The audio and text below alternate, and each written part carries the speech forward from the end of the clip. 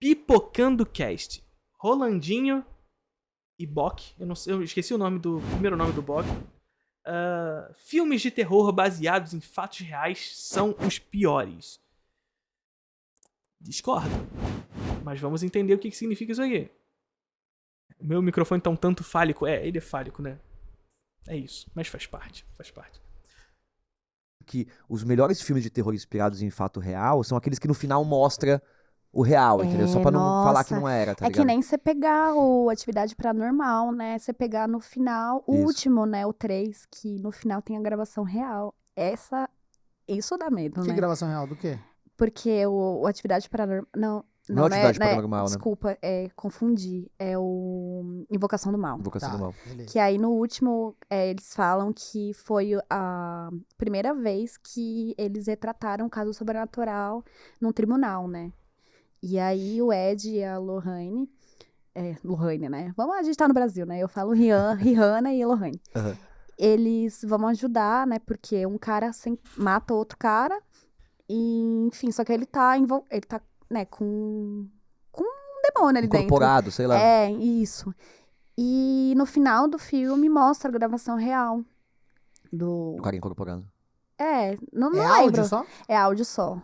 E mostra foto, mostra tudo, né?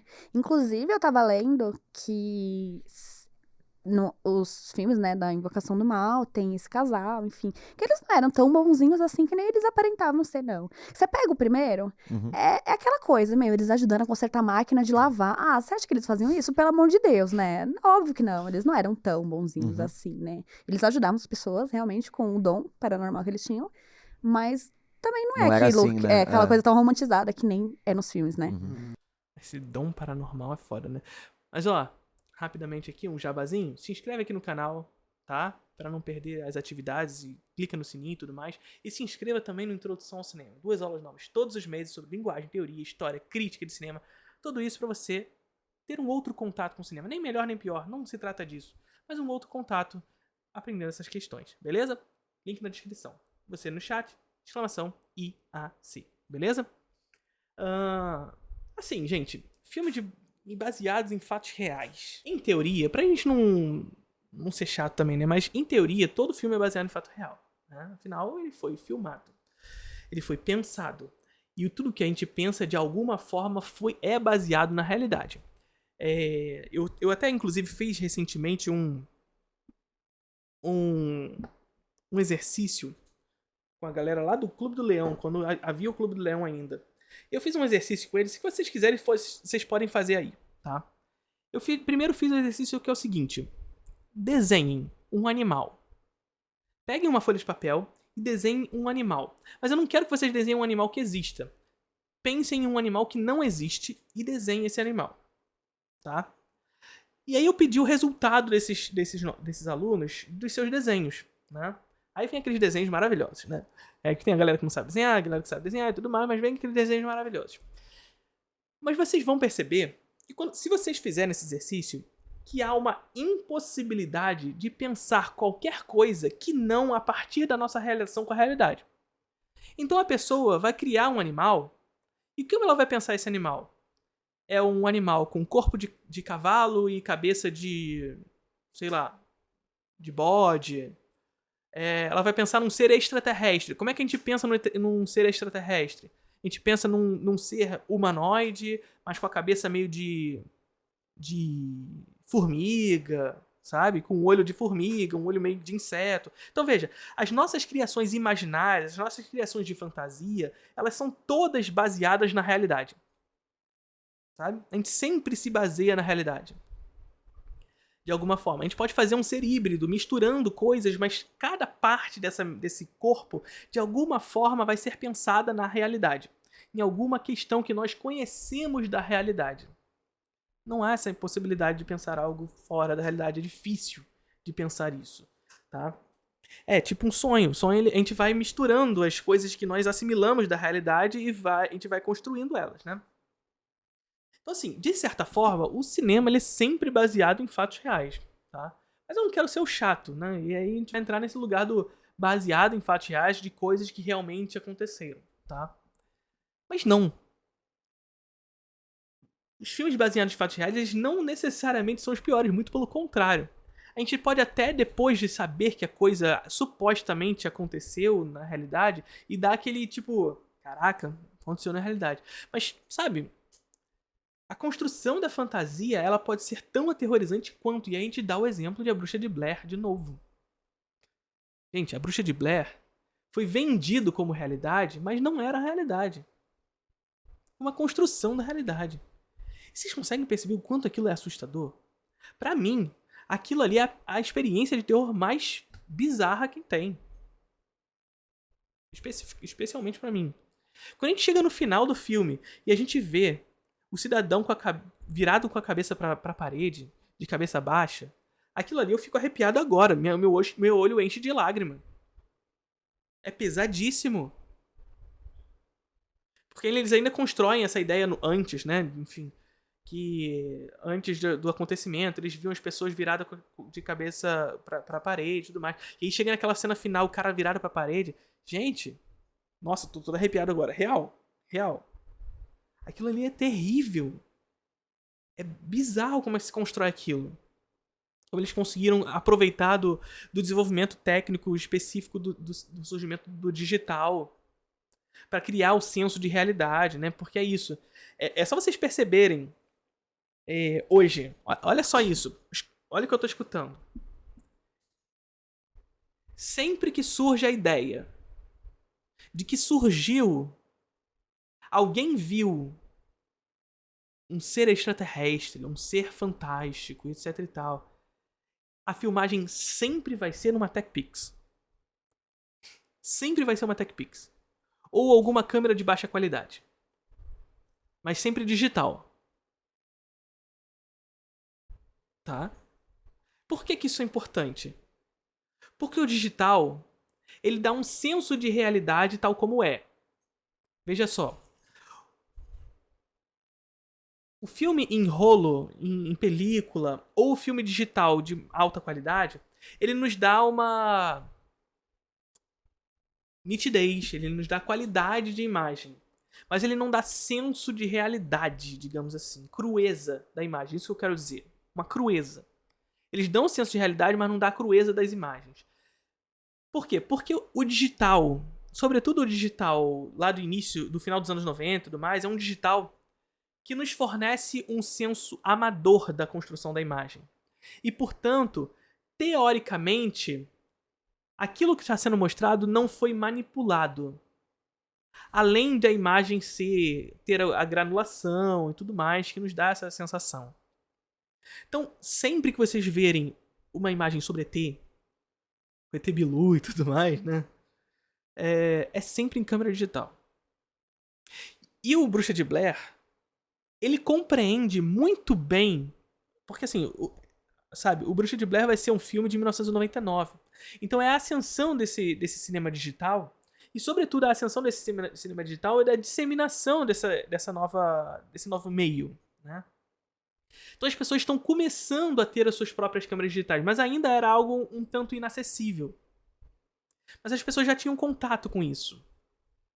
E aí o filme se aproveita do discurso da própria imagem, da maneira como o digital conta suas histórias, para vender a ideia de que aquilo realmente aconteceu, o tal do found footage.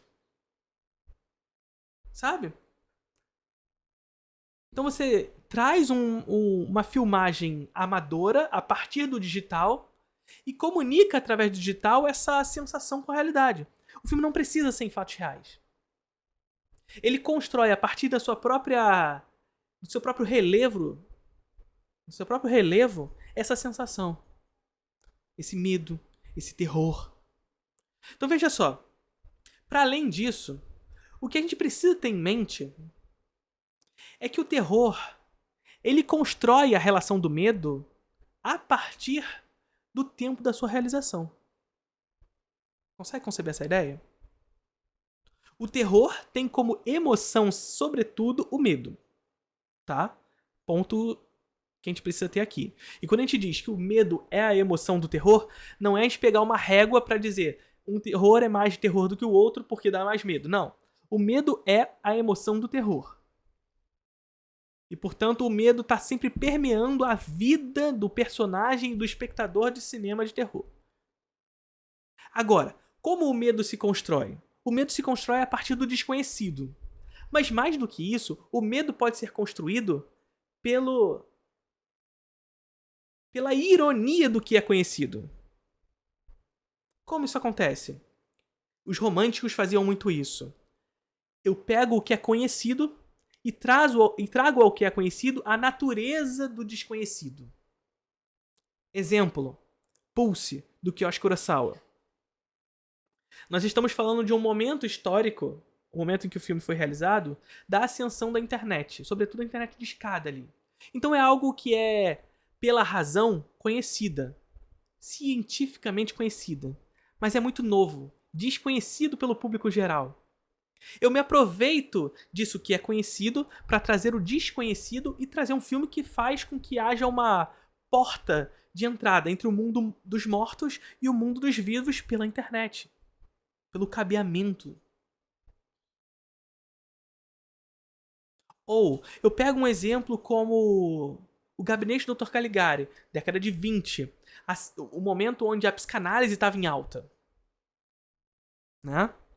O momento que a psicanálise estava em alta. As ideias de Freud. Hipnose. E aí eu trago um filme sobre um homem que domina a mente de outro através da hipnose e faz com que ele realize uma barbárie social. Olha o medo do que é conhecido trazido para o desconhecido.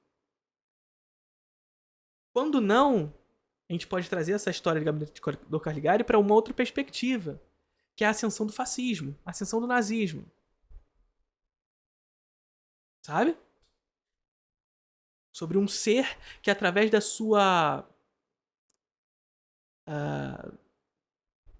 potência discursiva ou pela hipnose social, cria um ser que provocará a barbárie, que dominará as massas. Sabe? Então, o medo, ele tá sempre inserido de acordo, de alguma forma, com aquilo que sentimos, aquilo que o nosso tempo traz como medo. Outro exemplo, Host, Amizade Desfeita. 2 filmes, 10 top filmes que estão disponíveis na Netflix, caso vocês queiram assistir. Host e Amizade Desfeita. 1 e 2. Amizade Desfeita 1 e 2. São filmes que comunicam muito um momento histórico pelo qual estávamos em reclusão em razão da pandemia. Presos ao computador. Eles trazem o terror com relação a isso. Percebe? E claro, tem aqueles medos que são, de certa forma, históricos. A culpa cristã, pelo sexo, a fé. E aí vem toda a toada do cinema de sobrenatural. Sabe? Então, basicamente, o que o terror e o romântico faz é, onde há racionalidade tentando responder às questões da natureza, nós desrespondemos. Então é basicamente, a razão veio para dar as respostas sobre determinada coisa para que não haja medo, supondo. O que a gente vai fazer é o quê? Tirar essas respostas. Trazer tudo isso pro medo de volta. Sabe? É isso. Entendi. E tem outros filmes que você gosta que inspiraram em fatos reais? Porque, putz, tem vários filmes legais, né? Que são inspirados em fatos reais, desde... Qual que é o que vai sair agora? O que acabou de sair, que ele conta a história de um caso bem famoso de espírito, de possessão. E aí agora teve um filme... Acabou de lançar um... Ah, eu acho que eu vi, mas... Qual que era? Que é a história... O início da história, alguma coisa assim. Então, porque, assim, essas histórias não ficam velhas nunca, né?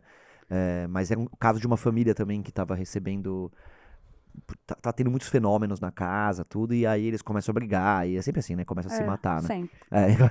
Sempre. Sempre morre o cachorro primeiro, né? Morre o Coitado, cachorro primeiro. sempre. Mais frágil, né? Eu não sei, eu acho que esse tipo de filme... Eu categorizo em...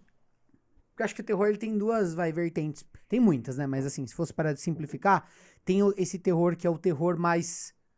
Terror por terror, dentro do universo paranormal ou não. Então, por exemplo, é espíritos, é assassinos, serial killers, ou sobrenatural ou não, mas é isso. O objetivo do filme é montar uma estrutura pra te dar medo. Não. A gente pensa, assim, o terror pelo terror não existe. Ele tá sempre inserido sobre um contexto social, sobre um contexto material. Então a gente pensar o terror sobrenatural, que a gente falou, tá muito associado à culpa cristã, tá muito associado à fé e tudo mais, que são coisas relacionadas à nossa realidade, à maneira como nós enxergamos a realidade.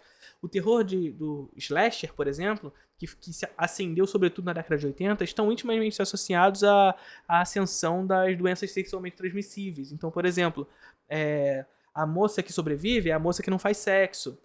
As pessoas que fazem sexo morrem pelo slasher. Então, assim, tá sempre relacionado a uma questão social. Não existe esse medo pelo medo. O medo tem sempre um lastro na realidade. E aí tem uma escola mais moderna, digamos assim, que é esse terror meio igual é a ficção científica. Que é querendo discutir alguma coisa, então é um terror que simboliza alguma discussão temática, sei lá, da sociedade, alguma coisa mais profunda. Tipo Então, Jordan Peele. Todo filme faz isso. Aqui a gente tá tendo uma separação dos filmes da A24, né? Dos outros filmes, né? Então, só consegue comunicar com as questões da realidade das pessoas se for complexo, se for dramático, etc e tal. Não precisa. A gente acabou de falar. Os filmes de slasher comunicam sobre uma questão específica da sociedade naquele momento, que era a ascensão das doenças sexualmente transmissíveis, sabe? Não precisa ser complexo para comunicar a realidade social das pessoas. Não existe terror pelo terror. Tem sempre algo que se comunica com a nossa realidade. Tipo, Jordan mais sociológica, Peele, né? Aí tem... E como era o Kubrick também, como ele fez o Iluminado. Uhum. O Iluminado é isso também, né? Você assiste e você fica meio na dúvida se o cara tá ficando louco ou se ele tá tendo Mas ainda ele atividade não tá, paranormal. mas ele ainda não tá debatendo um tema social, Claro entendeu? que tá. Assim, Você pega um Candyman, uma coisa exatamente, assim, né? Candyman é diferente, é mulher. Inclusive, não sei se vocês sabem, mas o Candyman 1, né? O original foi o primeiro filme sobre lendas urbanas que foi feito. Eu não assim. sabia, que legal. E foi eles que abriram, né? Porque hoje em dia tem até o Lendas Urbanas, tem Tem vários um filmes estilo, sobre... né? Foi eles que começaram. Que o Candyman é praticamente o Homem do Saco, né? É. Não é verdade? A história do Homem do É o Saco Homem que do a gente tem Saco aqui? Negro. E que as pessoas usavam isso pra educar as crianças antigamente. Ó, fica quieto, no Homem do Saco vai te pegar. Tudo aí falaram, pô, vamos imaginar como é que seria o Homem do Saco, então. Sim, e o Candyman, né? Tanto esse novo, que lançou ano passado, né? Aham, acho que foi ano E passado. o dos anos 70, ele retrata muito sobre como o negro era marginalizado, né? Sobre as colônias que tinha, tipo, afastado da cidade, Candyman é muito bom. Assistam Candyman. porque era onde eles tinham que ficar. É bem bacana. E é muito louco isso, porque existe, né, um pavor, né, nessa relação de dominação, que eu acho que os filmes mostram isso. O Jordan Peele mostra muito bem isso naquele filme onde o cara vai na casa da sogra, Corra, né? o Corra, e a Nossa, família quer matar ele, tipo. Então é muito interessante isso, porque no fundo também mostra, né, o filme tá falando sobre uma sensação de você ser negro e ir na casa da sua sogra e eles, tipo, eles são racistas, tá ligado? Imagina a sensação que deve ser, o filme não mostra exatamente isso no começo, mas ele começa a suspeitar disso e a situação começa a ficar muito esquisita, né? É um tipo de sensação muito difícil de criar nos filmes, em qualquer tipo de arte, que é essa desse desconforto, é um pavor que você tem. Então, cai muito nesse lugar. O terror social entra na ladainha do pós-horror, né? Que só o terror dramático consegue comunicar questões da sociedade e tudo mais. Bobagem, a gente já provou aqui, né? Uma coisa psicológica, De né? algo que beira. Você tá o tempo todo falando assim, eu tô imaginando isso, eu tô colocando. Então, assim, primeiro começa um clima de. Sei Será? lá, esse pessoal meio estranhado, eu não me sinto muito confortável aqui, mas tudo bem, é normal, beleza. Ela era estranha mesmo. Festa estranha que a gente Aí esquisita. acontece uma coisa assim, um pouco fora da curva. Dizer, meu, cara, comportamento bizarro. Será que eu tô exagerando? Será que. E aí, aos poucos, a coisa vai ampliando, sabe assim? Aí acontece outro negócio mais absurdo. Ele, mano, eu não posso estar ficando louco. Tá muito estranha essa história.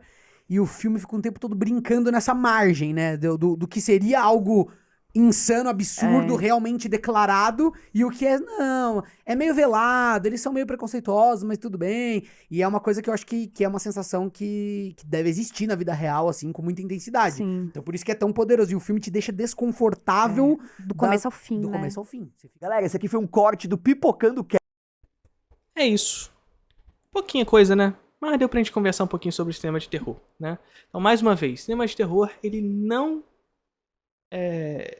precisa ser baseado em fatos reais pra dar medo. E eu sei que eles não falaram isso, mas os cinemas baseados em fatos reais não dão mais medo do que outros.